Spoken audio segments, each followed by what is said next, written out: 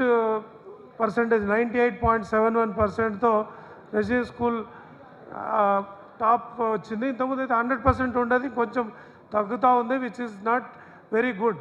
So it has to be more. Even 1% కూడా తగ్గడానికి వీల్లేదు. సో 8,883 స్టూడెంట్స్కి 10/10 జీపీఏ వచ్చింది. 10/10 జీపీఏ 8,883.